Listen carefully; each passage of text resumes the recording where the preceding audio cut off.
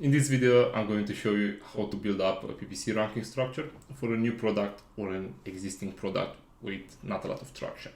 Hi, I'm Razita, co-founder at Horison Marketing, a full Amazon marketing agency. I will start by presenting our PPC ranking structures. Basically, in order to rank the products, we really need to understand what is the goal, what keywords we target, and we need to be very, very specific. This can be done in many ways. Everyone has its own approach. I'll present our internal approach and I'll justify the reason for it. In order to rank, we need to identify the most relevant keywords for the listing. We like to call them the core keywords, and I would essentially target up to 10 highly relevant keywords, and after that the other keywords I would insert them in the bullet points. So I highly suggest to insert at least 10 exact keywords in the title, and that would be the core of our PPC ranking structure. So in this example, we have 7 campaigns which are spread into timelines. So we want to have the first core of campaigns launched in the first week and the second core of campaigns in the second week. So for the first week, we have an exact campaign which targets the title keywords, and this is our internal naming structure. And basically this part is our internal code for each campaign. Here we have the ASIN type, and we want to say if it's a child or a parent. ASIN, sponsored products in this example, campaign type exact, and the keywords where they're coming from. And also we have the campaign type, which is ranking campaign, and also the client abbreviation, because we're managing multiple clients. So we have an exact campaign which targets top 10 keywords which are in exact form in the title. The next one, it's a phrase campaign which targets again the top 10 keywords in exact form in the title. Also we have product targeting campaign which targets the top 10 competitors. They need to be highly relevant, and also they need to be the competitors that we analyzed to extract the keywords from. The next one is a sponsored brands campaign in phrase, and this is only if we want to be more aggressive. It's not a must. It's quite expensive, but I'll explain the reason for it.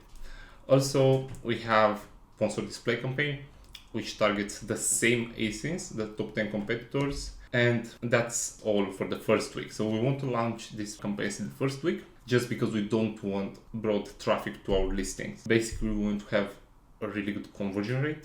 We need to have the maximum level of conversion rate, click-through rate, and all that stuff. So considering we did a very good keyword research, we want all the metrics to perform very well, at least in the first week. In the second week, we'll launch the auto and broad, which basically they are research campaigns we want to find converting keywords and so on. But we want to keep the first week at least be highly performing. You can extend this to 2 weeks, depending on how well your product is getting traction. So I'm going to explain more what's the reason behind it. Let's go on Amazon and let's do this. So I'm in UK, and basically I'm looking for a water bottle. This is just an example.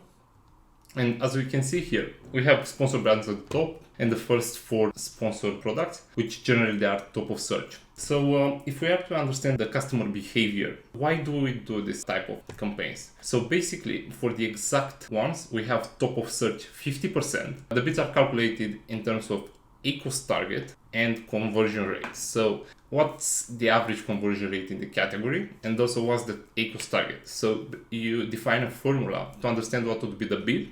Also, another way of doing it is by going for the suggested bids from Amazon, and we like to add a top of search 50%, just because we want to be as much as possible at the top of the search. I will explain the reason for it. So let's say we are a customer and we search for water bottle. If we click here, so we are on the water bottle search page and we see our advert, we click on our advert, for example, and we end up purchasing. That's the higher tier of relevancy for Amazon, just because we didn't look around too much. We didn't click on many products. So our purchase was, we basically were convinced straight away to purchase. So that's why we try to imitate this behavior in the first week. If we have more budget, we can apply a phrase sponsored brand, and basically that would bring our advert here as well to increase the chances of getting links on the sponsored products. Also, I would highly suggest having an image or even a video if your product can be showcased, basically. Good stuff. So the next part, we have 25% top of search for the phrase forms, just because they are not highly relevant as the exact forms, but we're still getting additional search terms. So after a week, we can implement the auto and broad campaign to get more and more clicks. Something to note here is the bidding strategy, because we do down only in the first week for the first week structure, but for the research structure in the second week, we do up and down. So we have a week or two, it's up to you. And Amazon is getting to get more and more relevance about a better understanding about your listing. And basically, we'll start to understand where is the better place to place the product. Because if we launch immediately auto campaigns, Amazon doesn't really have a lot of information about the listing. They just have the SEO in the copyright, what we add. And generally, it doesn't really trust it that much. So we use dynamic up and down for the research campaigns, just to let Amazon go over the limit if considers that's a big chance of us converting. But that implies to have smaller bids. The question is, where do we take the keywords from? So it's very simple. We do an X-ray. All right, so let's have a look. If we have a black water bottle, we should choose the black ones or the ones on a darker color. So because that might influence part of the keywords and also the customer archetype that gets the product. Cool. So let's pick a couple of, so I would just sort it in revenue order. Let's pick a couple of water bottles with darker color. There you go. So we have 8, let's pick 10. One here and another one here. Cool. So what we want to do is, in this instance, to run Cerebro, we want to add a couple of filters. So I'll remove that. So I want to see title density, search volume, also position rank, and competitor relative rank.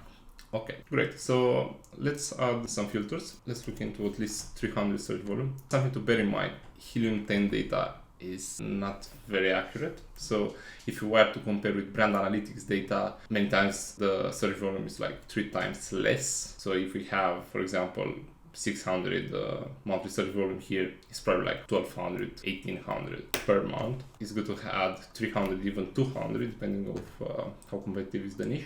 Also, we need to have, let's see, number of competitors, at least 2, and to be maximum 30 rank. So what that means, we need to have at least 2 of these ASINs ranked number 30 on the page. So as you can see, we have too many keywords. In this instance, let's add 20. So at least 2 of these ASINs to be positioned on that keyword up to position 20 in rank. So alright, we have 82 keywords, and I would just add the 500 search volume to get the ones more competitive. There you go. So we have a lot of keywords here, and what I will just do, I'm going to download this into an CSV, and basically I'm going to upload it to the drive. Okay, so I just downloaded the report. And there you go. Here we have all the information needed. So we can see what keywords are the most relevant, and we can see the position for each one of the competitors.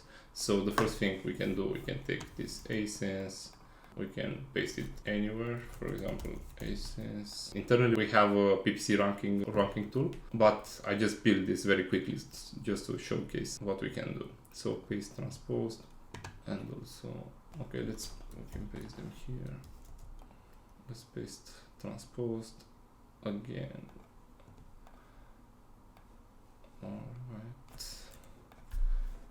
And also we can choose the keywords that are highly relevant. So you can do many things here. So it's only up to you. You can look at the title density to understand how many people have the keywords in the title. In exact form, also you can take the relevant rank.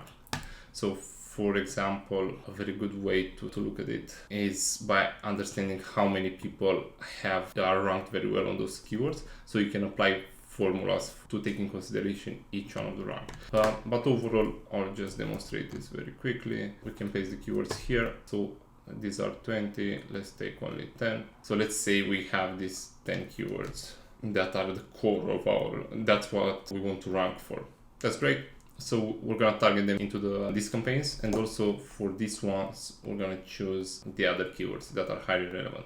Please bear in mind, these keywords need to be in exact form in the title in order to maximize the ranking success. Cool. That's everything for today. Thank you very much for watching. So what I'm gonna do, I'm gonna add this spreadsheet into the description if you want to have access to access the link for it. Also, please like, share, and comment. It helps a lot. Thank you very much.